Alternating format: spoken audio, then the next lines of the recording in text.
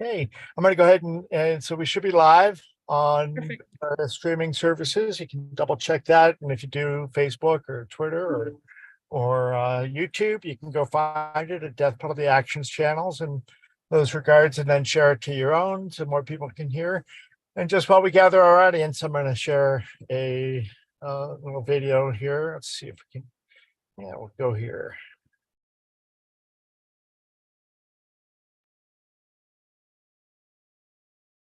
Go this.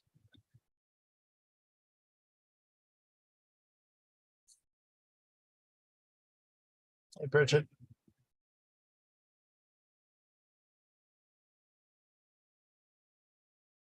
Not too bad of a signal for where we're at. This is the front page of deathpenaltyaction.org, and there's lots of things to check out here. But we're going to take it all the way down and just run this short video. Actually, let's run this one.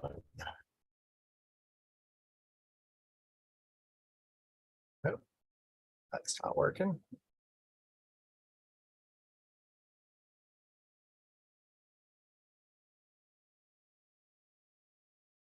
Nope, got to get that fixed. Here we go. We'll do this instead.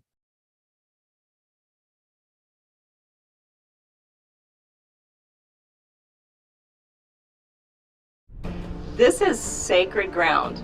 It is tortured ground. And on Thursday night, it's going to be a place of murder. A murder that doesn't have to happen, but one that has happened now over and over and over again under a supposed pro-life governor that could stop any of these murders with a phone call. There is no redemption with the death penalty. There is no hope with the death penalty. We pray that Governor Bill Lee will live up to what he writes on Twitter. What do we want? Justice! When do we want it? Now! Christians, we are the problem. The death penalty would not stand a chance in America if it weren't for the support of Christians. 95% of executions are happening in the Bible Belt. So we are raising up our voices, right? To stand up for mercy, to stand up for life. We won't be silent anymore. Everybody say somebody's hurting our children and it's gonna far too long.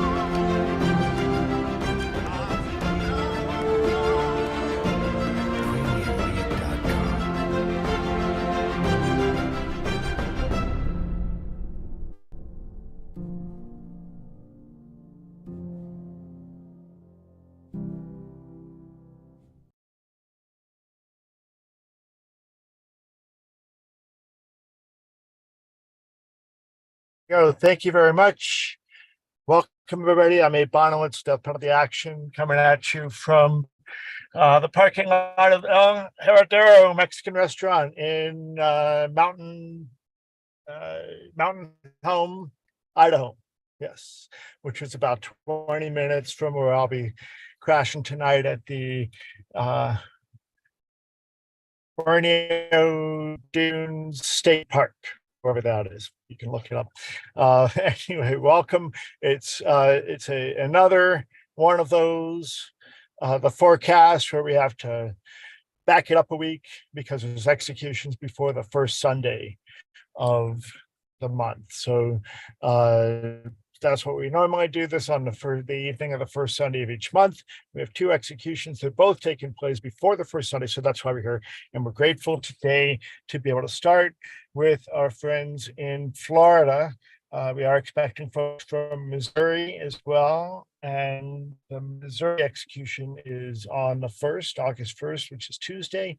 And we'll talk about that in a little bit. But since Bridget and Grace are here from Florida, Floridians for Alternatives to the Death Penalty, let's start with what's happening in Florida, and we'll be happy to take questions in the Q&A or just put them in the chat. And by the way, those of you who are watching, thank you for being here with us tonight. Please introduce yourselves and indicate where you're watching from in the chat. And with that, Bridget, do you want to kick us off? Yeah. On to Grace, if you will, what's happening in Florida this week? Well, it's definitely good not good. I say this every time, to see you both. I know that Grace did a wonderful job last time kind of introducing James, because we've kind of had an overlap in months. The warrant period has been semi-long this time, the longest we've had this year. So just a sort of background, this will be Florida's 5th execution since February 23rd. And also the 5th since 2019. We haven't had any in the time from 2019 through February of this year. We haven't had any. So it has been quite a marathon. However, this case is pretty different than the last few that we've had.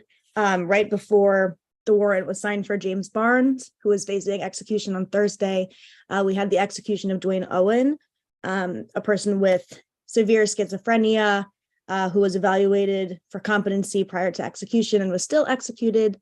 And there was a lot of litigation leading up to that execution. With James, James was serving a life sentence when he confessed to the murder that he is now facing execution for. He actually wrote to the state attorney multiple times and entered an open plea of guilty. He waived a trial. He waived counsel and represented himself through the sentencing proceedings. At that time, he waived any sort of mitigation that could be presented, that is supposed to be presented, especially during penalty phases. He basically allowed the court to sentence him to death, which is what they did. And that was in 2007. He has spent his time on death row since. He began to refuse seeing post-conviction counsel around 2013. And the last time he saw them was around 2017. He's had very few visitors and calls since then, though he does have a twin sister, Janice, who loves him dearly and has suffered greatly ever since James originally has gone to prison. And I'm hoping that Grace can talk a little bit more about how helpful she's been in helping to find some of James's pen pals and friends and family members and trying to get in touch with them. If anybody here happens to be in touch with any loved ones or friends or family, whatever it is of James Barnes in Florida, we are looking to support anyone who wants to come out to visit before the execution. So that offer is open from FADP if anybody gets a chance. I know we have a lot of people reaching out, and I'm incredibly grateful for that.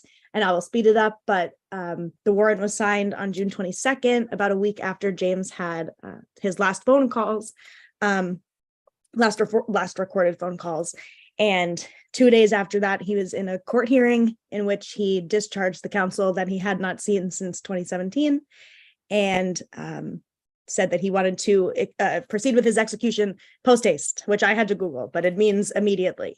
And the judge decided that a competent person would say that and appointed no doctor to tell the court that that was the case. It's my personal opinion that if somebody who is under a death warrant comes in and says that they want to discharge their counsel and waive all of their final appeals, that they should be seen as incompetent and then be evaluated for competency. But that was not the case here. And and I know Abe can probably talk about this a little bit more. This would be Florida's 10th quote unquote volunteer execution. There were quite a few that happened under Jeb Bush right in a row, Governor Jeb Bush right in a row. There are a lot of reasons for why James Barnes's warrant might have been signed at this particular time. But what I can tell you is that we are still showing up for James. We have a petition, FADP, with I think it's about 3,000 signatures right now. Death penalty action every time Florida and any other state has an execution. They've been working with us and delivering with us. So that'll be a few more thousand. And so I would encourage you to sign that if you haven't already, because we are definitely still showing up to fight. We have our largest number of vigils yet this year with 25, including the virtual vigil that I will be at, as I have for the last ones since I'm up here in New York. And yeah, I hope that you all kind of show up for James as you've shown up for the last 4 that have been happening in Florida. And yeah, don't really know what else to say, because what I'll end with is that I'm heartbroken over this, because it's hard. It's difficult to fight when there's no fight happening. It's like I've like geared up for war, and like there's no war. So seeing the Florida Supreme Court kind of say, you know, briefing period is over and that we're done now, about a month ago, and kind of sitting and waiting, knowing that probably the week after this execution another warrant will be signed, has been like a sort of psychological torture, I guess. Thank you. The fight remains, because what's happening is this guy is getting a state-assisted suicide. I know that FADP has actually begun to call it that. In no other kind of case does a prisoner get to determine what and what is his or her punishment, and that's what's happening here. I can't say that I fault the guy, because I don't think I would want to live that way, but I don't get to choose, right? Right. And back when I was the director of Floridians for Alternatives to Death Penalty, you're right, we had a number of cases where people waived their appeals. We started to call Jeb Bush Jeb Kevorkian. For those of you who are not familiar with that name, there's Dr. Kevorkian was an advocate for medically assisted suicide for the terminally ill. And he was very roundly chastised for that, but ultimately his motivations were to help people in deep pain find their way out. And we can argue about that another day. That's not for argument here today. But the idea is that state-assisted suicide should not be driven by a prisoner who is there to be punished. And I don't want to interrupt you, but that is something I meant to bring up, is that it's been very difficult for me, because and we've actually more so than any of the other executions this year, I've had people kind of questioning and kind of saying, this is what he wants. He was Baker acted multiple times growing up. It would get him off of the row. He's incredibly remorseful. That's something I didn't mention, because it kind of hurts to think about the person that he is and has become, serving a life in prison, and the deep remorse and why he is doing this. But I step back and I recognize that, we wouldn't let someone who wasn't, terminally ill and electing, to end their life in a peaceful way.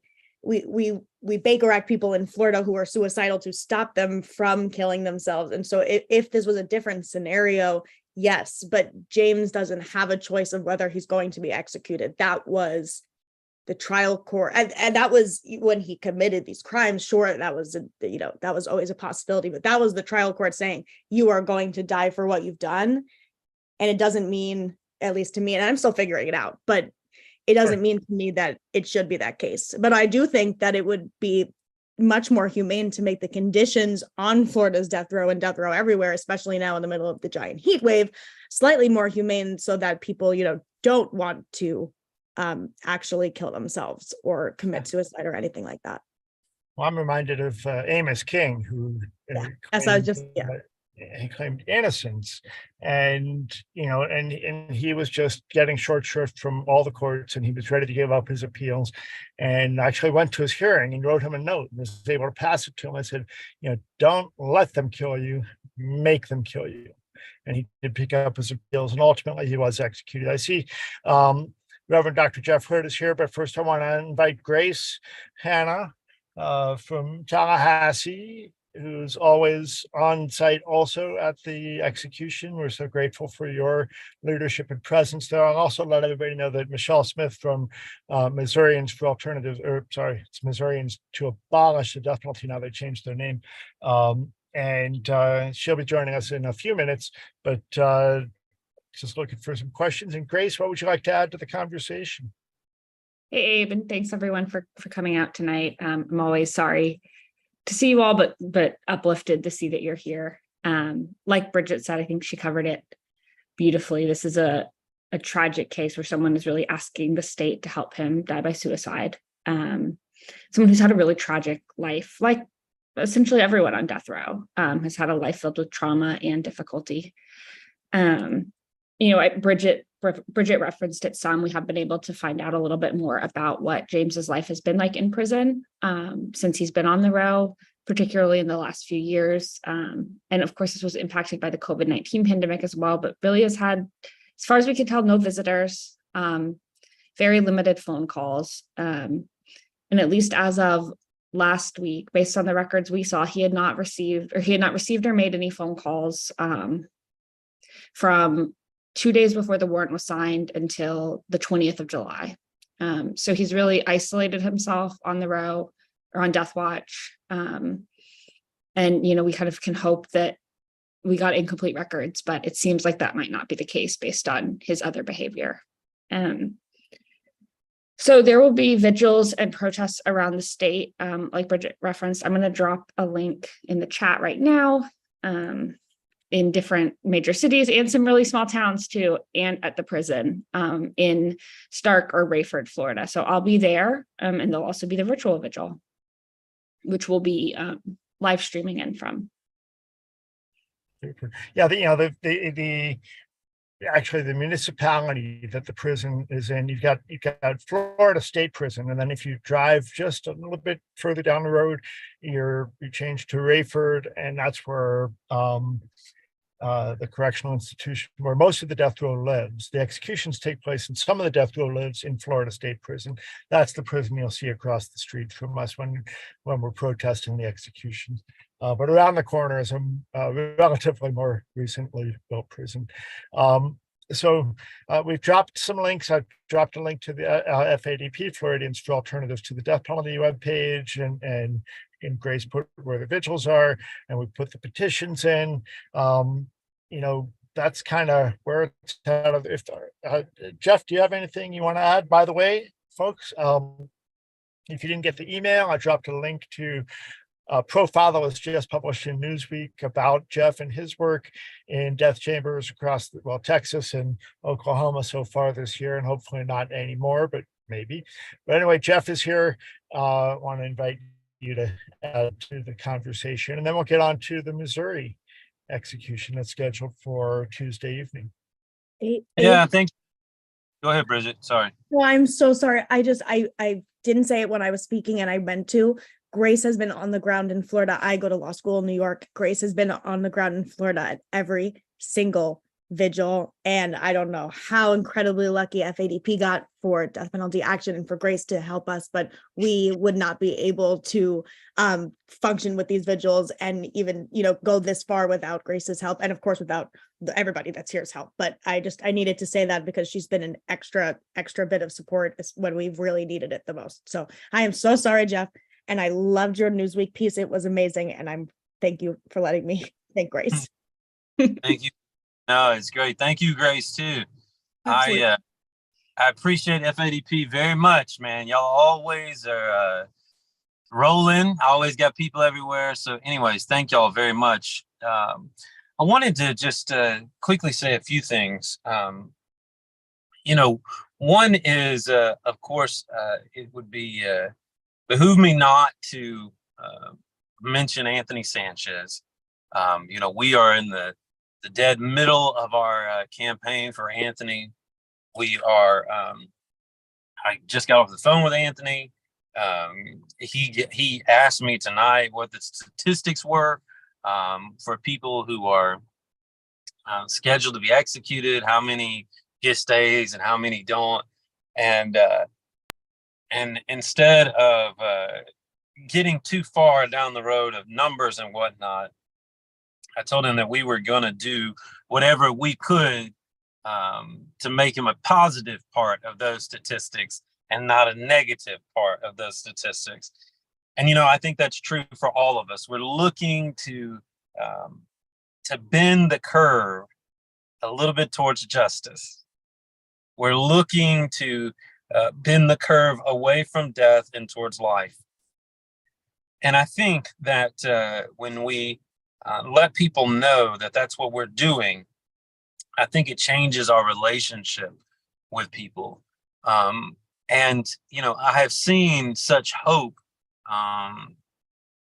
come from Anthony and a number of other people that I work with. Right now, working with folks in Texas, Oklahoma, Tennessee, Florida, and Alabama. And so 5 different states.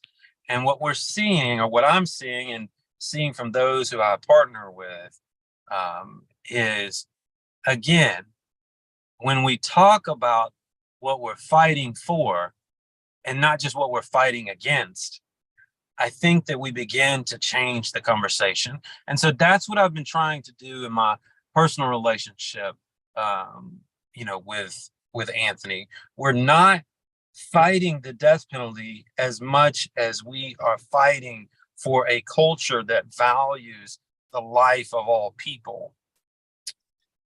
Again, I hope that we are known for what we are for, not just what we're against. With that said, back to Anthony, we have got, I'm sure, Abe, you might have mentioned this, we've got billboards up all over Oklahoma. We've got a movie out. Abe just flashed the website. We got a website going. We've got, news interviews all over the place. I think that, we are doing everything that we can to make sure that people know about this case and know that we believe that Anthony Sanchez is innocent. This afternoon, State Representative J.J. Humphrey, who is one of the more conservative representatives in Oklahoma, probably ideologically on the complete opposite end of the spectrum as me. But we have had a number of conversations, and he has come to believe that Anthony is innocent. And just this afternoon was on a news program in Oklahoma arguing for Anthony's innocence. And such a development has brought me to this place again of realizing that life and hope and seeking justice, these constructs are not just categorized and relegated to one part of the ideological spectrum or one type of religion or one type of people. These are ideals that can touch us all and bring us all together. So in the coming month, it is my prayer that we will continue to grow this campaign for Anthony, that we will reach the heart of the Attorney General in Oklahoma and get him to do what we're asking him to do, and that is to seek to pull the date of Anthony's execution. I know that we're making progress. It is, again, my prayer that we have enough time to make all of the progress that we need. And lastly, before I send it back to you, Abe, I also wanted to say that our dear friends in Missouri, they have been such an inspiration to me in terms of how we do this campaign. The fact that we can go for broke and we can do, push as, as hard as we can, that we can figure out all of these different kinds of angles. And I certainly know that Missouri is not just the only space, but Missourians for alternatives to the death penalty, Missourians against the death penalty. But anyways, I'm very thankful for y'all, very thankful for the work that's being done in Florida, and thankful for the work that's being done, all across the country. And like I always want to say, I hope this is the last forecast, and next month we can meet to talk about what it looks like to build a newer world.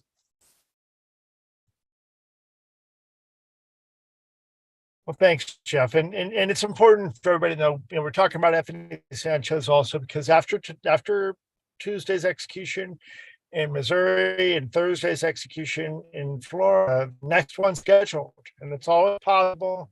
Some states can just do these on very short notice, like Georgia only needs 2 weeks. It's possible that other states might come in, but this is what we're expecting is the next execution will be Anthony Sanchez, and we want to make sure we're talking about that.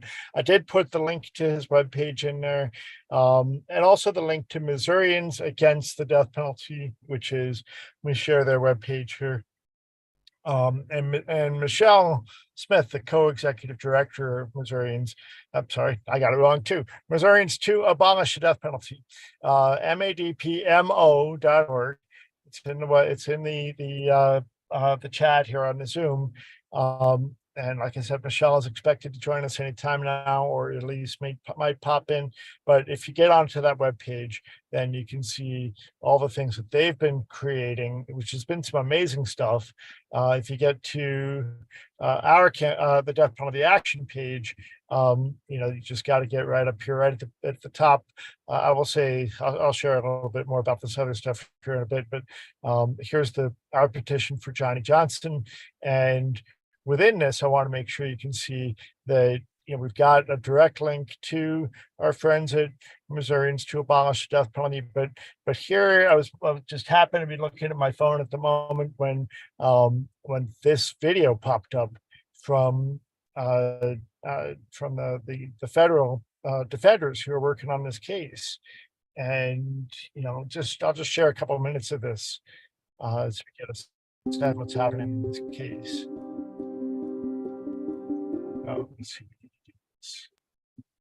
I had treated Johnny Johnson in 2007 and 2014. Johnny Johnson was a patient of mine while I worked at Potosi Correctional Center, and he was a patient for approximately 7 to 8 years.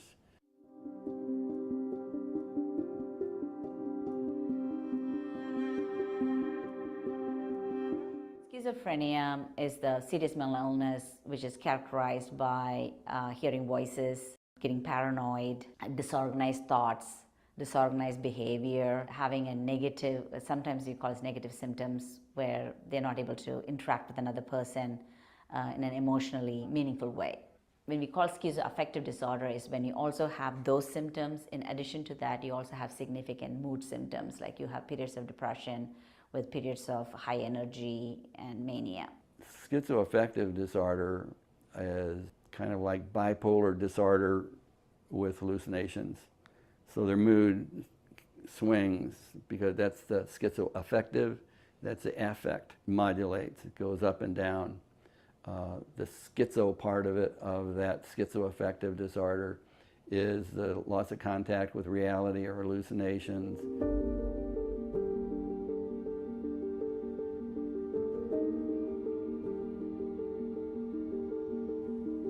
Johnny's always been depressed and thinks differently, believes differently.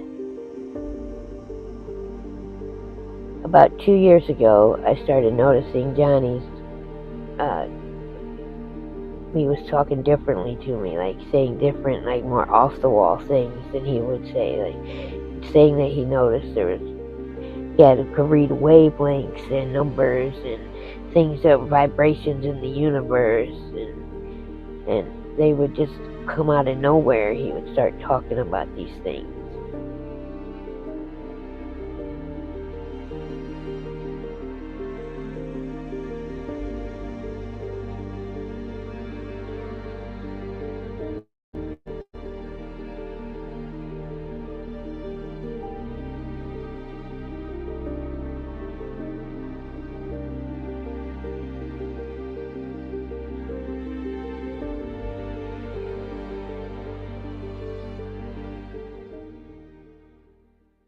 So males typically have it between late teens, early 20s. It may be a stress that brings out the symptoms, but you'll see this evolution happening from teenage all the way into their 20s, and then you have an episode of psychosis, and then they're treated. If they have a good responder, usually after that treatment, they have significant periods of time, like years and years without another psychotic break. But for those other individuals who have a much more serious schizophrenia or much more chronic schizophrenia, they do not respond to the medications as well. They may do better for a short period of time on medications, but then they can have another relapse, and that kind of becomes their life pattern. He lost his grandfather when he was 12 years old, and that was difficult for him because that was his father figure in his life. That was a big turning point. That's when he started suffering from some major depression, and he was put on antidepressants then. That's basically when the mental illness started. He was having psychotic episodes, and we felt he needed to be put in the hospital before he hurt himself.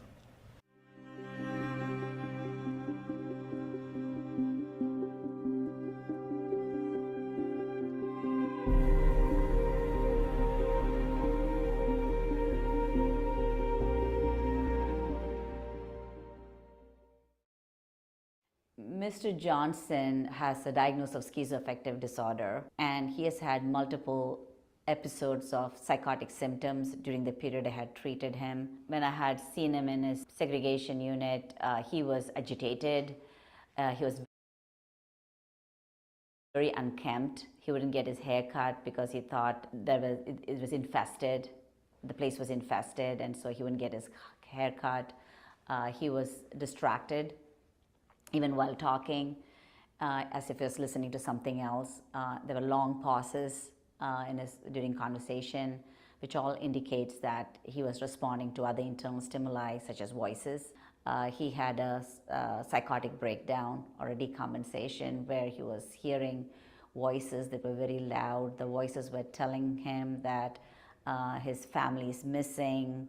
He was also very paranoid. So I had seen that in 2007. Same thing again, saw it again in 2010.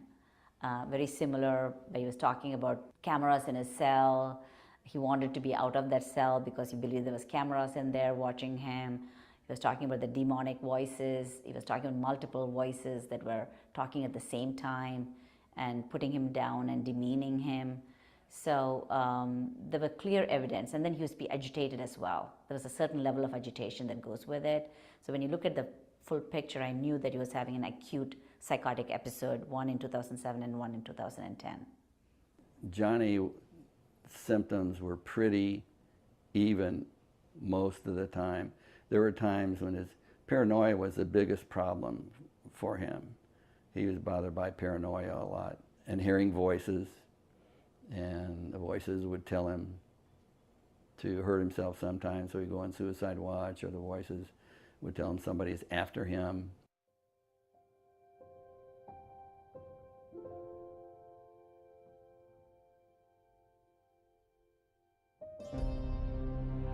In the last few months, Johnny's thoughts have really become scattered, it seems. The way Johnny talks.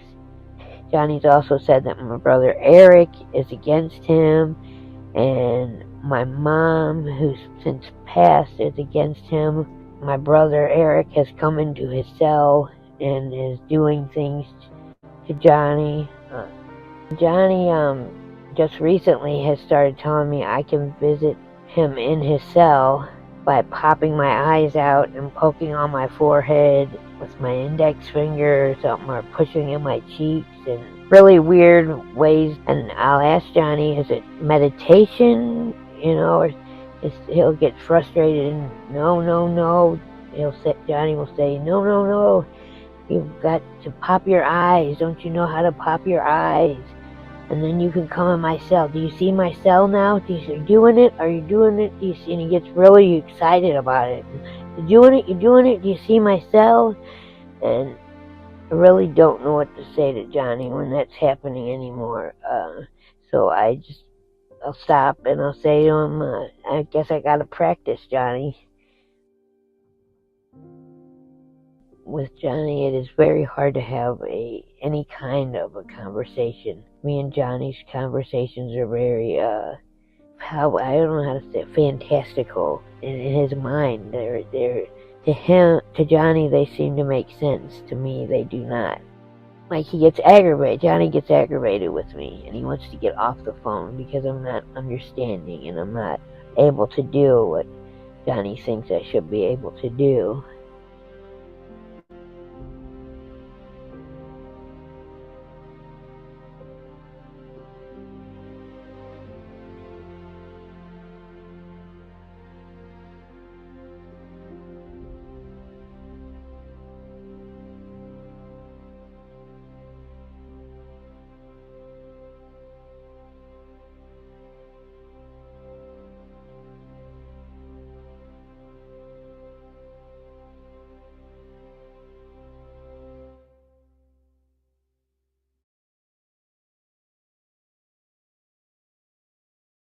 And hello, Michelle. Welcome. Thank you for joining. We were just sharing the video, which people can find both on the Missourians to Abolish the Death Penalty webpage, also on the petition for from Death Penalty Action, which you've got a link in your chat here. I found it curious there, Michelle, that we had the Eighth Circuit panel grant a stay, and then the en banc review reversed the stay. But in the video, it says very clearly that according to the U.S. Supreme Court standards, Johnny Johnson doesn't have the capacity to understand what's about to happen to him, therefore shouldn't be executed. What are we doing? Welcome. Thank you for joining us. And how can we all be helpful to you in Missouri as you're facing down this execution on Tuesday night? Well, first, of course, thank you for inviting me, Abe. I definitely appreciate being here this evening. I wanted first to address the issue about Johnny being executed when the Supreme Court has determined that this is unconstitutional. That particular verdict or decision, rather, came in 2002 in a case that was called Atkins versus Virginia. And what it determined was that when you execute someone and they don't have a rational understanding of why they're being executed, that is considered cruel and unusual punishment, which is against the Eighth Amendment of our Constitution. So that was the Supreme Court's decision.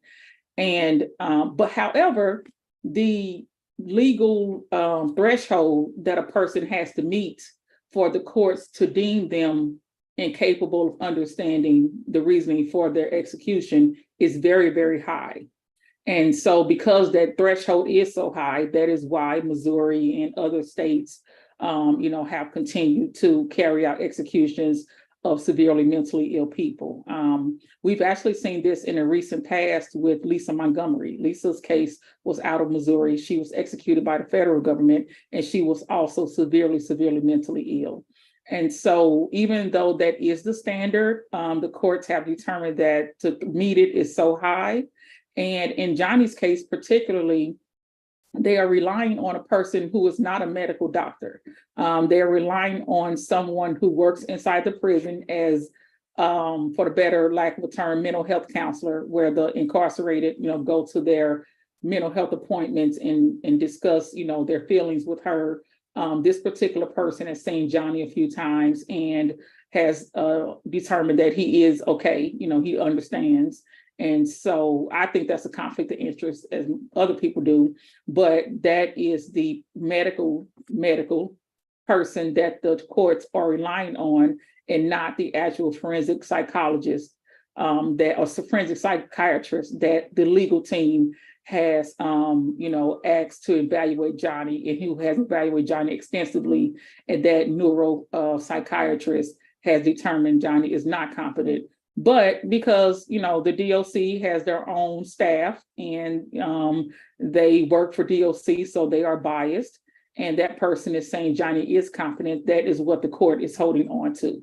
So it's always, a catch-22 when things are supposed to work in our favor. There's always a catch to it. So that's what's going on right now. And that is why the state is pushing forward with Johnny's execution. And we were hopeful when the Eighth Circuit, the three judge panel came down with the stay last week. We were hopeful, but we know people who work in this space understand that stays often can be lifted. So we were paying attention, and we saw when it came through yesterday, and it was disappointing, but this is what our country does. So, Johnny's team, he has a great legal team, and they are doing what they can. They are, of course, going to the Supreme Court. So I would say, to answer your second half of your question, what people can do, number one, of course, share the information, share the petitions, get signatures, share the information on socials, even in your own life, have conversations. So many people don't understand what the death penalty actually is. It's not just executing the worst of the worst.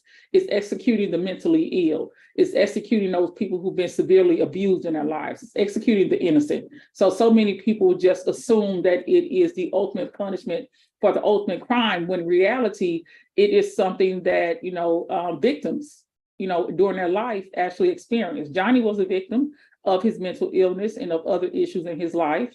So I think that continuing to having those conversations and getting more people to understand what death penalty actually is an ongoing process, and would definitely appreciate everybody doing that particular work as well.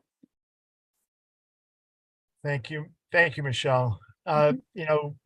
There's tomorrow. So tomorrow we're gonna make sure we got the virtual sit-in happening. So we'd be urging people to make your phone calls to the governor's office all day long. We'll be definitely actually get an email out about that first thing in the morning, and we'll try to make sure that that's happening all day Monday, all day Tuesday. On Tuesday, there'll be another petition delivery about noonish. Is that right? At the governor's office, and I'm told there are some people that are that are planning at this point to stay there at the governor's office until they get a chance to meet and speak with somebody all afternoon, even to possibly refusing to leave when it's time for the office to close. So that's another thing that might be new and happening, but it's getting to that point. I know we're talking about that sort of thing in Florida too. What do we do to continue to wrap it up from our side in opposition of the death penalty? So really, it's time for people to get more creative and to get more, put our faith into action, put our prayer into action, put our voices and our feet on the street, and be out there standing with you. It's a difficult time to organize. Early August, everybody is just trying to wrap up their summer and don't want to be bothered with it. You can see these are some of the lowest numbers we've ever had with our petitions, just because people are focused elsewhere, but executions are happening, and there's no business as usual when executions are happening, and that's why we're all together. So, Michelle, is there anything else? We watched the film, as you just saw. We watched the video. It's available to people on the madpmo.org webpage. That link is in the chat. It's available in the action petition. What else, if anything, beyond what you said, do you want to add? And then we'll begin to close it out. I definitely wanted to address, those further actions people are thinking about. And I do believe that we have to put ourselves on the line. I know that, of the last several years, we've had a lot of protesting around, George Floyd and Breonna Taylor, and a lot of people put themselves on the line for that. And that was amazing and appreciated. But because executions are not in our face, right? They happen behind walls and, behind fences of prisons, we don't see them. And so we don't get that visceral reaction that will make us hit the street, and protest and sit in, et cetera. And I think that's really why more people don't do that, because if you actually witness an execution and saw the trauma and the tragedy and the horror that it is, more people would be in the street. So because it's not, that up in your face moment, it doesn't propel that visceral reaction. But we truly need to start doing that. I know that people, protest for a lot of different reasons. And of course, people get exhausted, but, the system and the oppression won't stop. It's continuous, right? So we have to be continuous in our opposition to it. And just like people will have protests and sit-ins and marches around things like abortion access or, police brutality, et cetera, this is definitely an issue. It is life and death. And it's very serious. And we do need people to put themselves on the line for these particular issues. I know a few years ago in my state, several pastors were arrested because they were at our Capitol protesting Medicaid. They had stopped the Medicaid expansion in Missouri. So this group of pastors basically went to the Capitol and wouldn't leave, right? They basically did a sit-in. They determined that they weren't going to go, and they were arrested. And, the process went through, and I think the charges were eventually dropped, which took several years. But it was something that was amplified in our media because these pastors took a stand. And so that's definitely something we need to happen today. And several people have gotten to that point where our government, in particular, our governor, is just disconnected from these issues. He's literally said it doesn't have anything to do with him. These executions have nothing to do with him. They're just about court. And when the court decides it, that's just what it is. He's not taking his responsibility as being able to grant clemency and to stop the executions. So several people have gotten to the point where, asking him, begging him, etc., is just, producing nothing.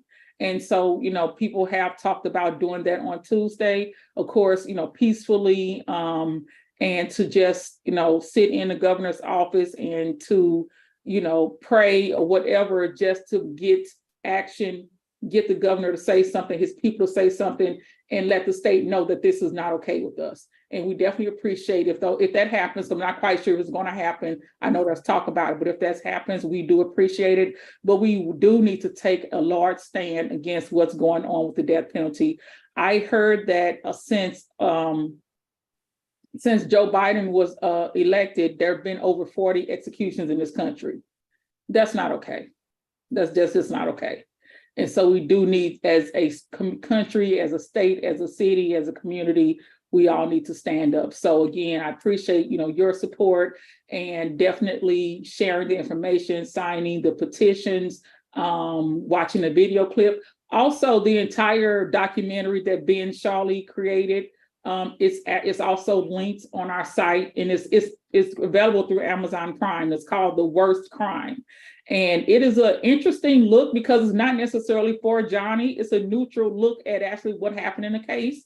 And people can, of course, draw their own conclusions, but that is something as well you can watch, have a discussion about. So we definitely are asking people to get educated. Calling the governor's office tomorrow and Tuesday is great. They don't like that, right? I talked to someone a few months ago that said the secretary would hang up on you when you call, So they don't like it, but interrupting their day is the least we can do when they are literally killing somebody. So we definitely implore people to make their voices known. Amen. Well, thank you, Michelle, for your leadership and for the leadership of MADP and everybody there.